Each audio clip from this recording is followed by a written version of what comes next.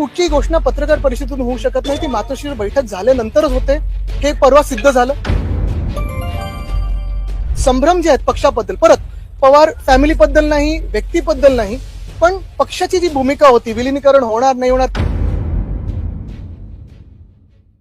बघा, 2-3 गोष्टी आहेत.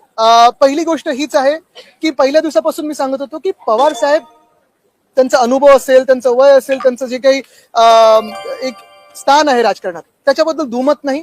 त्यांच्याबद्दल जे आदर आहे किंवा आमचे जे काही मैत्री आहे, कौटुंबिक संबंध माझ्या आजोबांपासून आहेत, त्याच्याबद्दल कुठेही दुमत नव्हतं आणि ते असायचं कारणही नाही.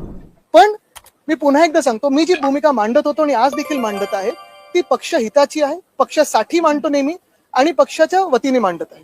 ह्याच्यात कुठेही माझा स्वार्थ नव्हता की आज माझी सीट राहील, उद्या माझी सीट जाईल, उद्या माझी सीट राहील, आज माझी सीट जाईल, असं कुठेही नव्हतं.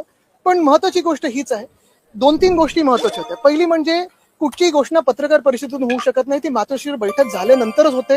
हे परवा सिद्ध झालं. जयंत पाटीलजी आणि सुप्रियाताईजी देखील आल्या होत्या, मातोश्रीवर चर्चा झाल्या. त्याच्यानंतर उद्धव साहेबांनी देखील, आमच्या पक्षप्रमुखांनी सांगितलं, काही संभ्रम जे आहेत पक्षाबद्दल, परत पवार फॅमिलीबद्दल नाही, व्यक्तीबद्दल नाही, पण पक्षाची जी भूमिका होती, विलिनीकरण होणार नाही होणार. तर काल बघा, काल पक्ष रावराणे आहेत, त्यांना एकनाथ शिंदेच्या तर्फे तिथे प्रभाग समिती मिळाली. तर नेमकं कुठच्या बाजूला काय आहे, ती भूमिका आम्हाला स्पष्ट करणं जी थोडी गरजेची होती, ती काल आली.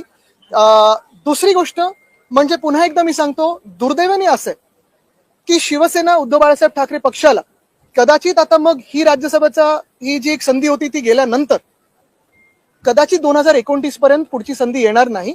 कारण आता जो काही आमचं एमबीचं तथ्य होतं किंवा जे काही प्रिन्सिपल्स आम्ही फॉलो करत होतो, न्यूमेरिकली असेल, सर्वात जास्ती आकडे असणारा पक्ष आमचा होता, मिळाले तिसऱ्या पक्षाला, ठीक आहे, काही प्रॉब्लेम नाही.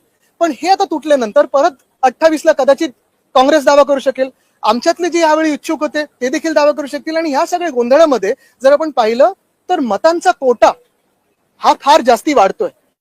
मी भूमिका मांडत होतो ती माझ्या पक्षासाठी मांडत होतो, निस्वार्थीपणे मांडत होतो आणि त्याच्यावर मी ठाम आहे. पण मी हेच सांगतोय की काल जो निर्णय झाला तो महाविकास आघाडी, इंडिया आघाडी म्हणून सगळ्यांनी एकत्र घेतला. काँग्रेसनी होकार दिला, कारण पहा, काँग्रेसनी पण दावा केलेला, आम्ही पण दावा केलेला, राष्ट्रवादीने पण केलेला. मातोश्रीवर बैठक झाल्यानंतर तिघांमध्ये ज्या चर्चा झाल्या त्याच्यातून काँग्रेसनी आणि राष्ट्रवादीने एकमत केल्यानंतर आम्ही पण त्याच्यात मग सहमती दिली. कारण आम्हाला कुठेही ह्याच्यात वाद नको आहेत, पण आम्हाला जे स्पष्टीकरण पाहिजे होतं. आणि दुसरं म्हणजे जे मी परत सांगतो, पत्रकार परिषदेतून नाही तर मातोश्री बैठक झाल्यानंतर जे अपेक्षित आहे तसं झालं.